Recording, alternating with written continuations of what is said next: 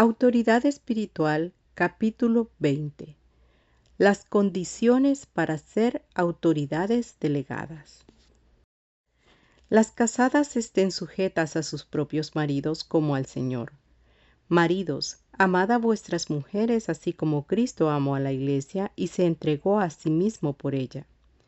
Así también los maridos deben amar a sus mujeres como a sus mismos cuerpos.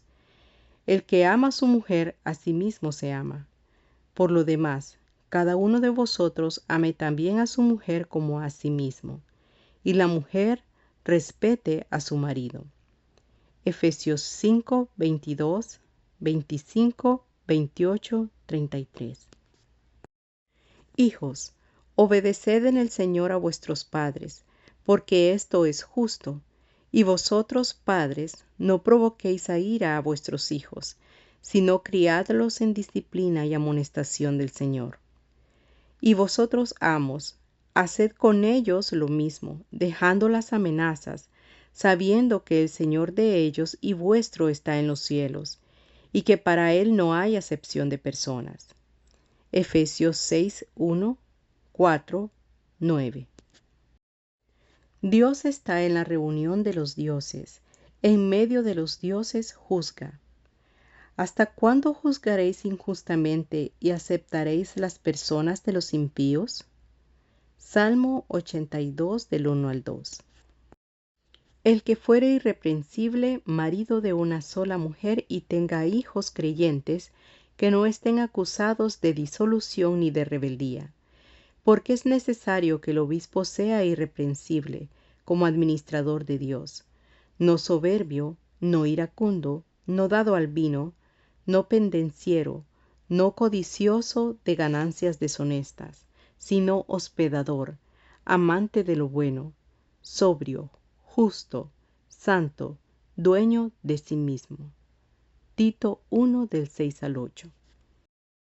Que gobierne bien su casa, que tenga a sus hijos en sujeción con toda honestidad, pues el que no sabe gobernar su propia casa, ¿cómo cuidará de la iglesia de Dios?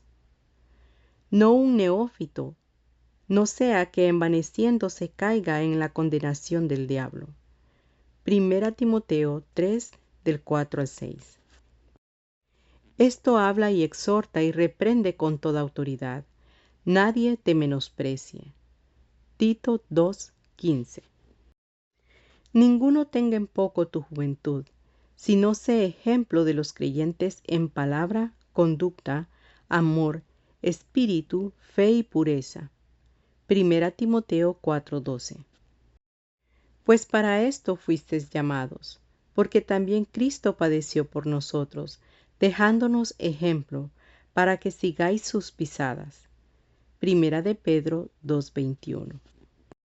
Las autoridades que Dios ha establecido en la familia son los padres con relación a sus hijos, el marido con relación a su esposa y los amos con relación a sus siervos. En el mundo las autoridades son los reyes con relación a sus súbditos y los gobernadores con relación a sus subordinados. En la iglesia son los ancianos con relación al pueblo de Dios y los obreros con relación a su obra. Todas estas diversas autoridades tienen sus respectivas condiciones. 1. Los maridos. La Biblia enseña que las casadas deben estar sujetas a sus maridos, pero los maridos deben ejercer la autoridad con una condición. 3 veces en Efesios 5 se les dice a los maridos que amen a sus mujeres como se aman a sí mismos. Indudablemente hay autoridad en la familia, pero los que están en autoridad tienen que llenar el requisito de Dios. El amor de Cristo por la iglesia da el ejemplo para el amor que el marido debe sentir por su esposa. Así como Cristo ama a la iglesia, así también el marido debe amar a su esposa. El amor del esposo debe ser igual que el amor de Cristo por su iglesia. Si el marido desea representar la autoridad de Dios, tiene que amar a su esposa. 2. Los padres. Es indudable que los hijos deben obedecer a sus padres. Aún así, la autoridad de los padres tiene también su responsabilidad y condición. La Escritura dice: Padres, no provoquéis a ira a vuestros hijos.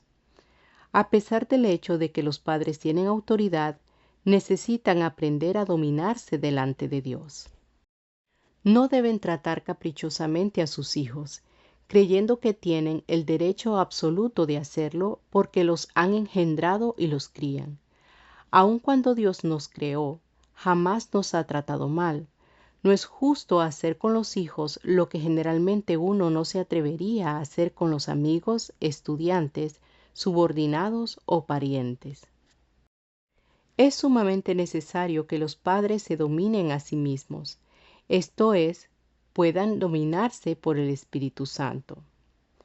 Hay un límite a lo que los padres pueden hacer con sus hijos. El objeto de toda la autoridad que los padres tienen sobre sus hijos es instruir, criar a sus hijos en disciplina y amonestación del Señor. No involucra esto ninguna idea de castigo o dominio absoluto. El propósito es la educación y amorosa protección de los hijos. 3. Los amos. Los siervos deben ser obedientes a sus amos, pero para ser amos se requiere también una condición. Los amos no deben amenazar ni provocar a sus siervos. Dios no permitirá que sus autoridades delegadas actúen inmoderadamente. Ellas deben tener el temor de Dios dentro de sí. Necesitan saber que el que es Señor de ellos y de sus siervos está en los cielos y que con Él no hay parcialidad. Efesios 6:9. Debemos recordar que los amos también están bajo autoridad. Aunque la gente está bajo su autoridad, ellos mismos están bajo autoridad, la autoridad de Dios. Por esta razón no pueden ser desenfrenados en el ejercicio de la autoridad. Cuanto más sabe una persona de la autoridad, tanto menos arrogante y amenazadora es. Las actitudes indispensables de los que están en autoridad son la gentileza y el amor. Si uno amenaza y juzga a otros, pronto él mismo será juzgado por Dios. Por lo tanto, los amos deben temblar delante de Dios. 4. Los gobernadores. Debemos someternos a las autoridades gobernantes. En ninguna parte del Nuevo Testamento hay alguna instrucción sobre cómo ser gobernante. ¿Puede ser esto un indicio de que Dios ha entregado el gobierno del mundo a los incrédulos más bien que a los creyentes? Según el Nuevo Testamento, parece que Dios no tiene la intención de que los creyentes de esta era gobiernen sobre la tierra. No obstante, el Antiguo Testamento sí nos describe las condiciones de los gobernantes. Los requisitos básicos de las autoridades gobernantes son la rectitud, la imparcialidad, la justicia y el cuidado de los pobres. Estos son los principios que deben respetar los gobernantes. No son para apoyarse a sí mismos, sino para mantener la justicia absoluta. 5. Los ancianos. Los ancianos son las autoridades de la asamblea local. Los hermanos deben aprender a someterse a los ancianos. Una cualidad esencial de los ancianos, según se la enumera en Tito 1, es el dominio de sí mismo. Los incontrolados jamás podrán hacer cumplir la ley, ni podrán los rebeldes traer la sumisión. Los ancianos deben tener un estricto dominio de sí mismos. Cuán prevalente entre los hombres es el fenómeno de la falta de moderación. En consecuencia, al nombrar ancianos hay que elegir a los que sean especialmente disciplinados, puesto que los ancianos son establecidos para cuidar la iglesia. Ellos mismos deben ser los primeros en saber obedecer y estar bajo control para poder ser ejemplo a todos los demás. Dios nunca constituye anciano a nadie que gusta de ponerse en el primer lugar, tal como Diófretes en 3 de Juan 9. Siendo la máxima autoridad de la asamblea local, los ancianos deben ser personas que tienen dominio de sí mismas. En 1 Timoteo 3 y 4 se menciona otra cualidad esencial de un anciano. debe gobernar bien su propia casa. Esto no se refiere primordialmente a los padres o a las esposas, sino especialmente a los hijos. Estos deben mantenerse en sujeción y respeto en todo sentido. El que sabe ser buen padre puede ser elegido anciano. Al ejercer correctamente la autoridad en el hogar, está calificado para ser anciano de la iglesia. El anciano no debe ser una persona presumida. El que se enorgullece cuando se le da autoridad es incompetente para el puesto de anciano.